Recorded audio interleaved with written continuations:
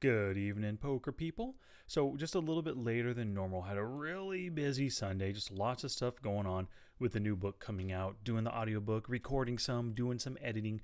So, just because, well, on basically because I was just so busy, this had to wait. You know, you got to take care of your priorities, and the new book is priority number 1, and 66 days of hand reading is priority number 2. So, we're going to get to it today, as you can see on the screen in front of you. The Villain's Range, day 10 of 66 days in a row. So I've got the database here. What I wanted to do today, haven't seen any big blind hands yet. We've seen all the other positions, I believe, maybe not a small blind either. So we'll do a big blind today and a small blind tomorrow. But let's take a look for some, we're going to sort it by actions. Let's look at a check raising hand here. We're raising the villain. So we want to see the villain's reaction to our check raising hands here. Check raise and then just do a lot of checking. Check raise, then bet, then check on the river. That could be fine to do. Check raise, bet, bet. So see what kind of hands the villain. You know, how about this? This is interesting. We call pre-flop, check raise the flop, check call the turn, and then we just check on the river and maybe expecting him to bet. Who knows what's going to happen here? I think this might be a pretty interesting hand. So it's from July 6th. Minimize that so we just don't have to see it at all.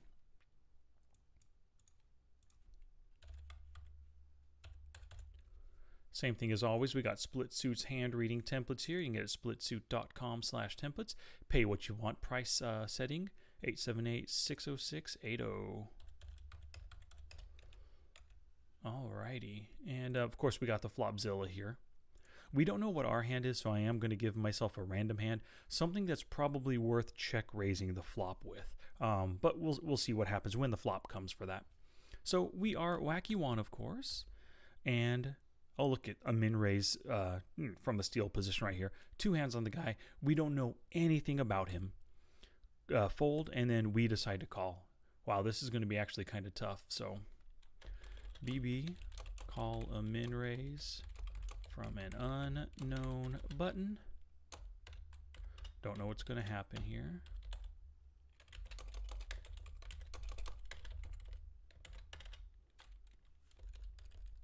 See what that flop is.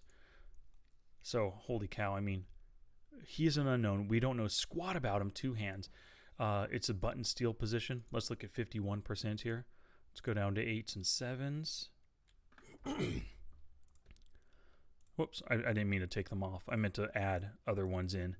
What? No wonder. Calling range, 45%. He's opening every suited king as well. Probably most suited queens. Let's go every offsuit king. Because, I mean, think about it. It is just a tiny min raise right there. So we're going to give this guy a super wide range. He's a total unknown. Let's keep him wide. I mean, he could even have this kind of stuff. We just don't know. Hopefully he's not that freaking wide. But, you know, 52% is good. Oh, and then we decide to just call or just come along right there. A hand that's in my calling range in the big blind, let's just say it's a queen jack suited for now. So as you can see, we'll take those out so we get a full count. 694 combos, 52.3%. Uh-oh. Don't know what I just did. That was interesting. 694, 52.3.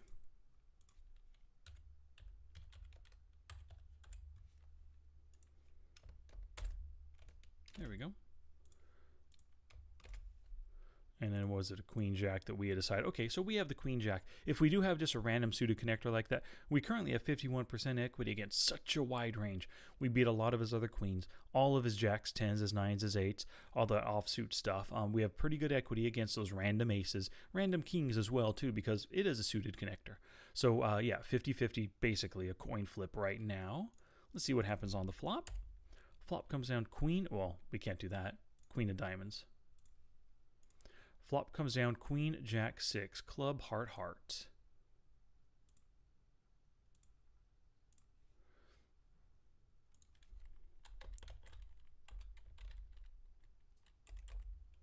Great. So, That's crazy. If we do have a hand like this, we flop 2 pair, which is just great for us on a board that we're not scared of anything. Sure, he could have some sets in his range, but I mean, it makes sense that we're check raising here, going for max value against this guy.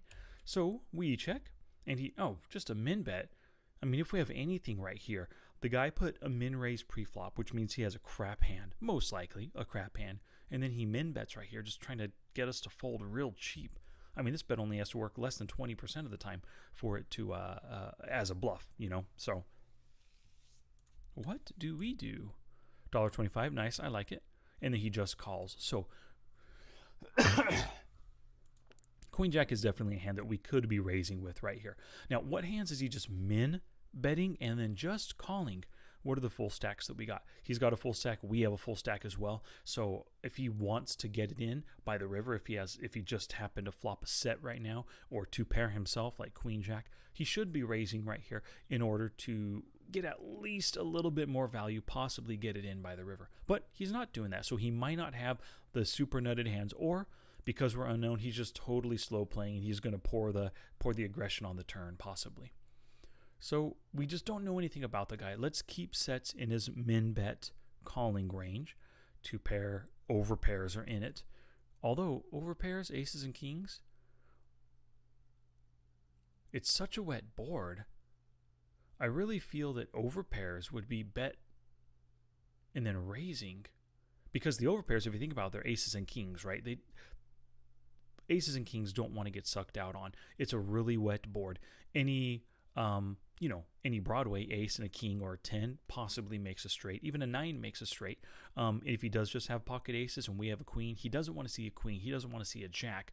Like, he really doesn't like anything on this board. So let's take over pairs out of his min bet and then calling range. I think over pairs would probably bet a little bit more on this flop to start with, to charge the draw. So that doesn't make any sense. Top pairs, he has plenty of weakish top pairs that could be making this kind of play. Yeah, let's keep them all in for now. I can see 2 pairs doing it because they're not so scared, and sets aren't so scared. But those over pairs, that's a different story. Top pairs, if we're gonna take those out, let's also remove. Nah, some people do play those rather passively. Let's keep them in.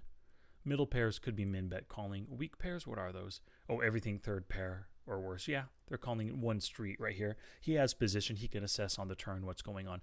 Ace highs, now let's remove. No made hand, no. Flush draw. Oh, totally. Those are staying in. Open enders, betting and then calling. Yeah. Gut shots, sure, why not? We don't know anything about the guy. Let's keep those in. Okay, the ace king is for sure staying in right there. Especially if it's some kind of a suited hand which is covered. But just an ace king, if we do have a queen, he might want to stay in one more street just to try to catch an overpair to the queen. 2-card backdoor. Those are all the random clubs. I'm going to keep those out. I'm not going to keep them in right now. No, let's not do that. No. Okay, so let's say this is his range. So 57, we'll just say 58%, 327 combos.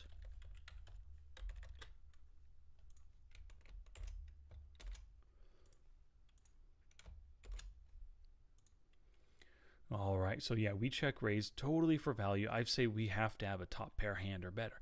And yeah, it makes sense that he's playing this way with all this stuff.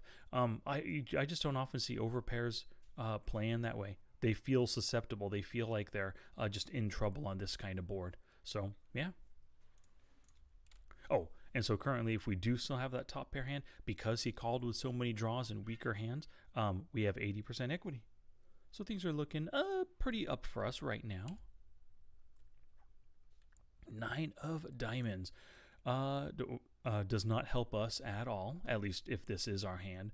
So we have 76%, so you can see how our equity dropped a tiny bit because that 9 of diamonds did complete a few different draws right there.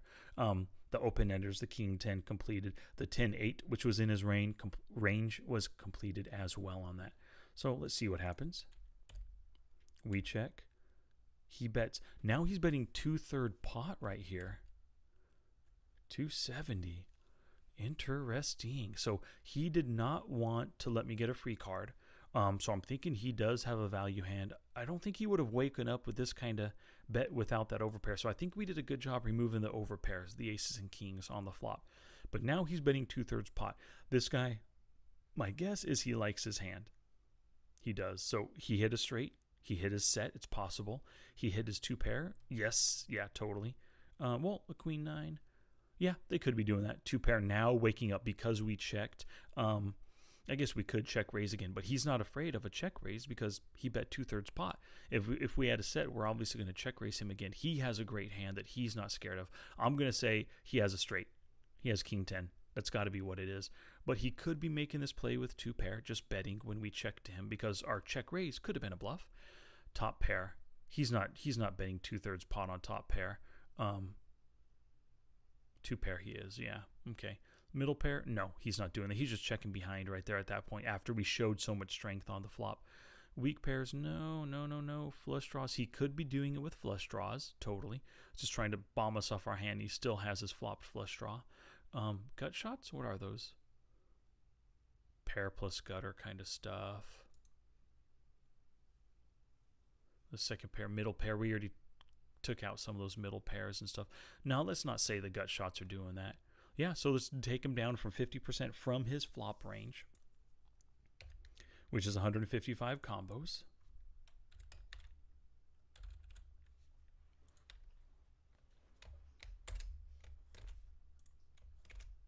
So we can see it really feels like he bet for value here. And we check called, so I'm not going to say I have a queen, a 2-pair hand anymore. I might have like a queen 10 right here that I have a top pair, plus I have some kind of a backup draw with the open ender with the queen 10. And that's why I would call it a check and call a 2/3 pot bet because it's just it just feels like value. Yeah, totally on his part.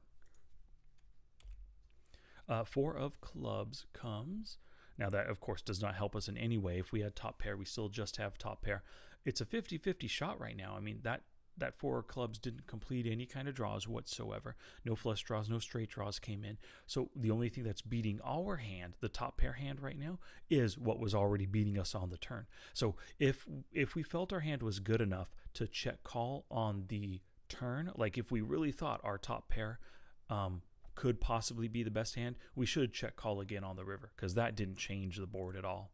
If we were good on the turn, we're good on the river. We check, and he checks behind. So what is checking behind at this point? I know there's no need really to, there's no need. We're going to know what his hand is right now. There's no need to range him, but it could be beneficial to range him. If we're thinking about, in this case, let's say we do have a top pair. What if we're thinking about actually value betting here, making a thin value bet? If we think that he could have raised us on the turn with some kind of a pair plus a draw, or just something that our queen 10 could beat, if we put him on something like that, then it is worth considering making a value bet here.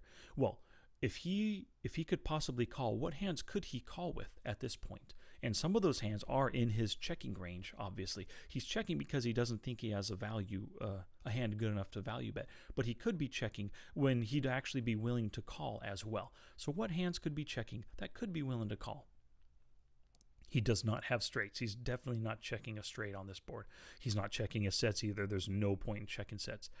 His 2 pairs, queen 9 turned it, queen jack flopped it. I kind of don't think those are checking.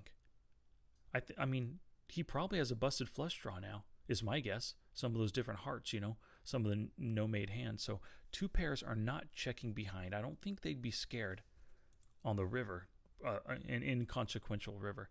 No overpairs in his range. Top pairs. Now, these ones could be checking back, thinking that we slow played on the turn by just check calling.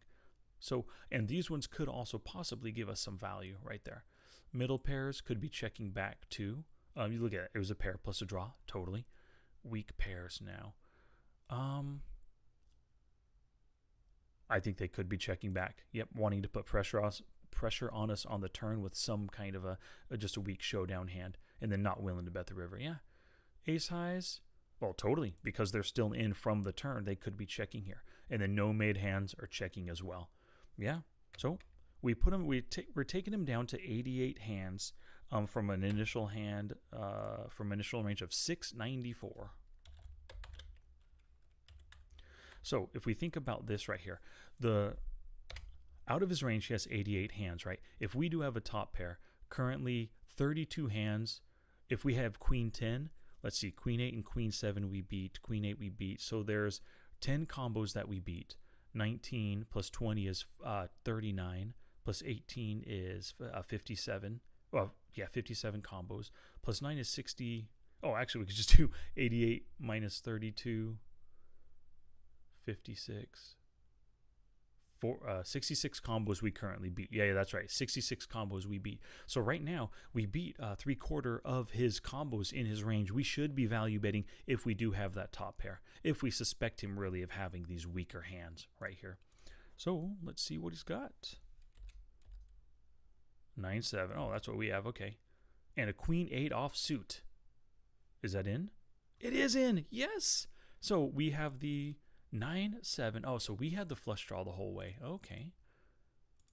9-7 of hearts. That makes sense the way I played it. Check raising on the flop with the flush draw versus that min donk. I mean, I was expecting right there with that min donk bet, or with that min bet that he made on the flop, that he was just totally weak and that my semi bluff check raise on the flop was going to take it, but it didn't. And I probably should have followed that up with a turn bet, just to continue the strength on that 9 when that 9 hit. But I guess I just slowed down because now I have a little bit of showdown value, so I just slowed down, hoping to get to the river cheaply. But it makes total sense the way he played it the whole way. He called us with that weak top pair hand, and he bombed the turn when he picked up a draw. The queen 8 picked up the 10 as a gutter with the 9. When the 9 came, the 10 gave him a gut shot, or the 9 gave him a gut shot to hit a 10 for a straight. Yeah, so he decided to bet right there. So great. As we saw, I mean, if we did have that queen 10, there was 66 hands that we could have gotten value from his checking behind range right here, which it's just one of those things that you want to, wait a second. Yep. 106 that you want to think about there sometimes. Even though he checked behind, we can still give him a river check behind range and think about what cards in his check behind range would actually give us value. Had we had, no, not that one. A random queen jack kind of a hand, or no, it was queen 10 at the time I was thinking. Yep.